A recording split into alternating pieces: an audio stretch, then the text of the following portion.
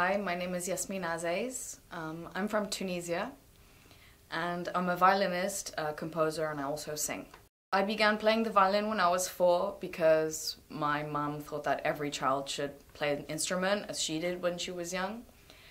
And we lived in like a tiny house and there was no place to put like a cello or a piano. So she gave me the violin and I tortured her with that noise until I could play, a sound that sounded, not dreadful. I ended up learning the Suzuki method, and apparently my teacher told my mum that I was really talented. So then when I was about 8, I auditioned for the Yehudi Menuhin school and I got in. It was like a really rigid system, classical music, all day, all night. That's all we thought about. We also had regular classes. Also, my mum was really hard on me, but in the best kind of way, because she just wanted me to be the best, as every parent should. While I was at Menuhin school playing all these concertos and, showpieces, I played my first concert in front of a large audience. I was probably about 10. I played in, Tunisia at the Acropolium, which is an amazing venue, when I was like 13, 14, and it just escalated from there. I was touring, in Rome, I played in Paris, I played, Morocco. I've kind of played all around the world, and at that time I was just playing classical music. But at the same time, secretly, I was composing and improvising and singing.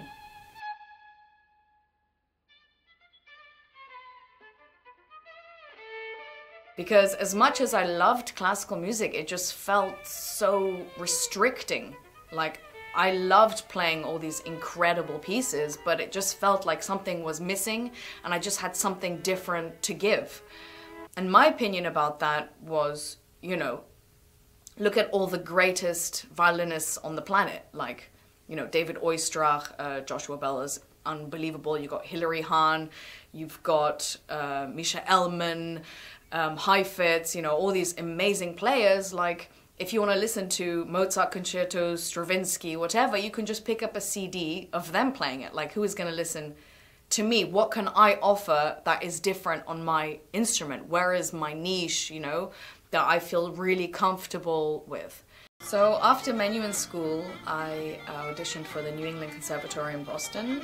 Ended up going there as a classical major.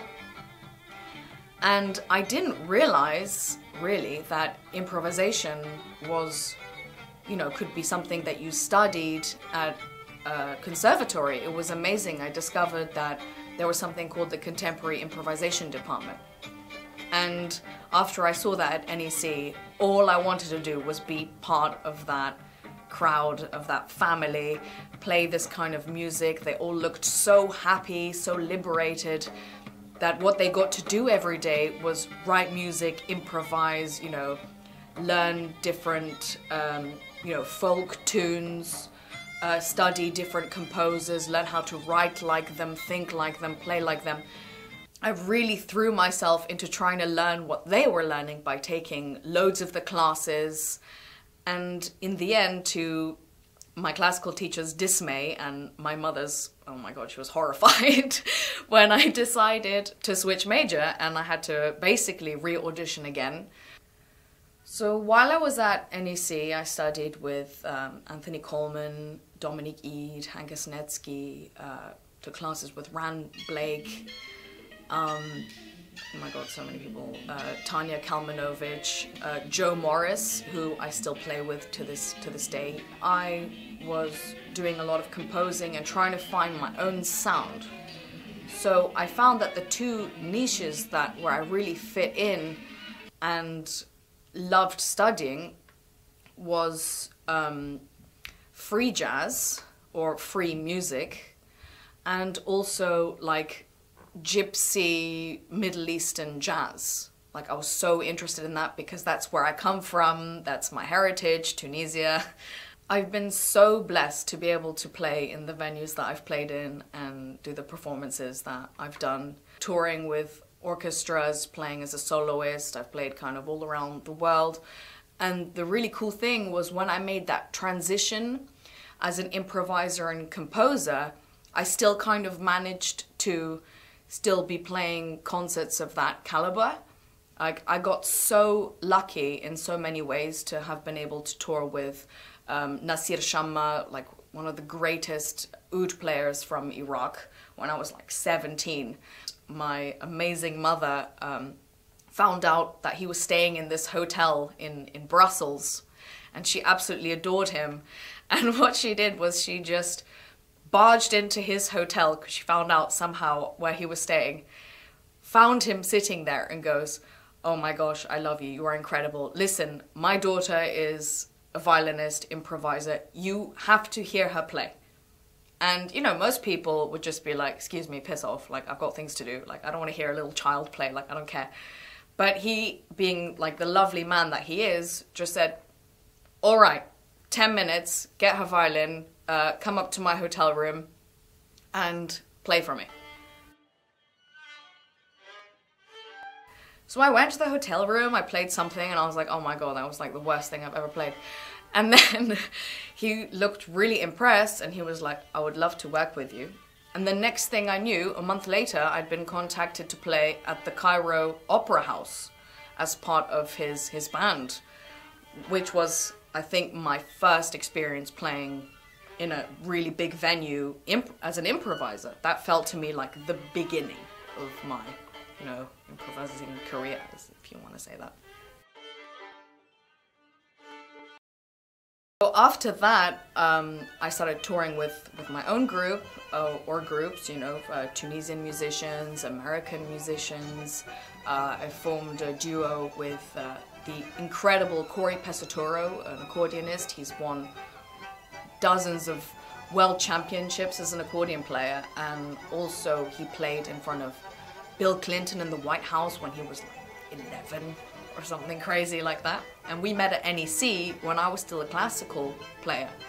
And I remember we went into this room and he goes, "Oh, I heard you like to improvise. Oh, play something." And I was like so nervous. And he taught me this tune and he goes, "Oh my god, you learned that so fast. You learned that much faster than anyone in the department." And I was like, "Oh, really? I just heard it, just did it." And he goes, "You're really good. You should do this. This should be your career." And at the time, you know, since he was like a little bit older than me and I didn't know him, I was so flattered. And then after that, we began touring together. We've been to, you know, France. We've played in Canada. We've played all over the US as a duo. And he's my very good friend to this day.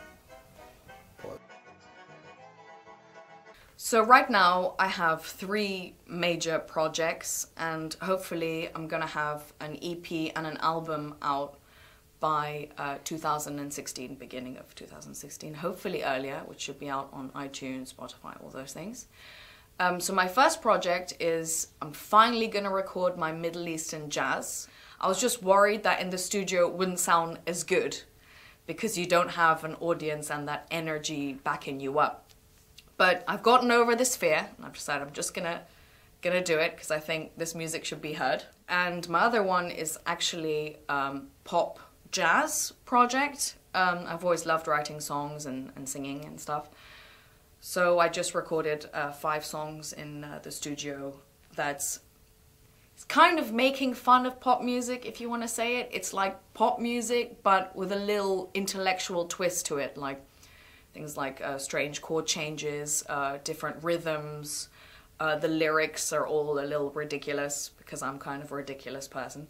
My last project is actually I already recorded a free jazz album, solo violin. And I just recorded a duo album with the incredible, you know, free jazz guitarist Joe Morris. So those are my 3 projects at the moment. I guess I'm quite patriotic. I'm so proud to be a Tunisian, you know, to come from such an amazing country that's so flawed, but people are so kind at the same time, especially to their own. Like, I've just felt embraced by my audience. I really, really have. They've always been there for me. Every time I play a concert, I get people who come up to me and they're like, oh my gosh, I watched you, you know, 10 years ago. I was at your show and I'm here. I come to every single concert. I'm waiting for your CD. I've had people say that I've inspired their children to improvise and to play the violin, and that just makes what I do so worthwhile. Like, I'm spreading some kind of good, because I think music is rather a selfish thing to pursue. You know, you've got to love and despise yourself at the same time, I think, to do music, which is maybe a little bizarre, but that's my opinion.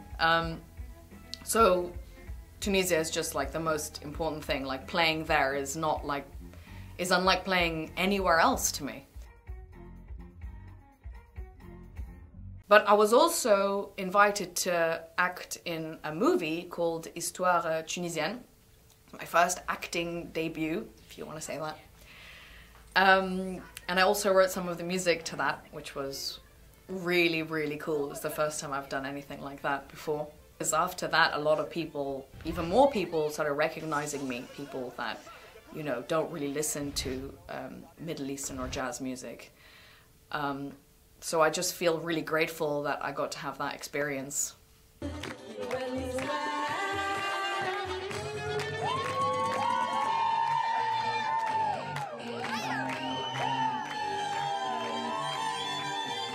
There's something that I've never really talked about in any interview, even though I have been asked many times, and it's about my family life. As you've noticed, I've said many things about my mum. My mum has just been the greatest driving force in my life. Like, without her, I would just be a nobody. But someone I've never mentioned is my father. Let's just say my relationship with my father was just the most disappointing thing that's ever really happened to me in my life. And I've been asked so many times, like, what's the deal with your dad? Where is he from? So I just really like to be honest and say the truth today. So my father was from Pakistan, and he was a jeweler. My parents were married only for 4 years. And he really wasn't there for me at all. He really wasn't. He kind of just ignored me, and I tried to rekindle my relationship with him when I was about 20, and I found that he had a wonderful family, and I felt so ignored. You know, like I wasn't good enough for him to love me. So actually, during that time, I wrote most of my music, because it just felt like I really needed to let something out. And then, unfortunately, he had cancer, and nobody told me. His family were in contact with me. Sorry. You know, everybody knew where I lived and where I was, and nobody told me. And we didn't end on the best terms, unfortunately. And last year, and just to say, like I'd always said to my really close friends, you know, one day I really want to rekindle my relationship again with him, to get some kind of closure. He's my own father, for God's sake. Like, he's supposed to be one of the most important people in your life.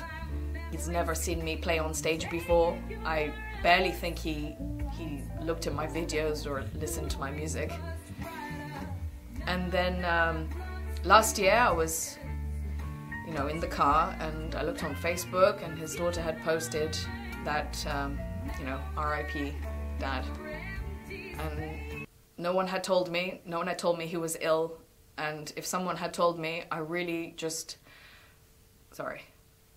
I would have rushed over there and been by his side and just said to him, I forgive you.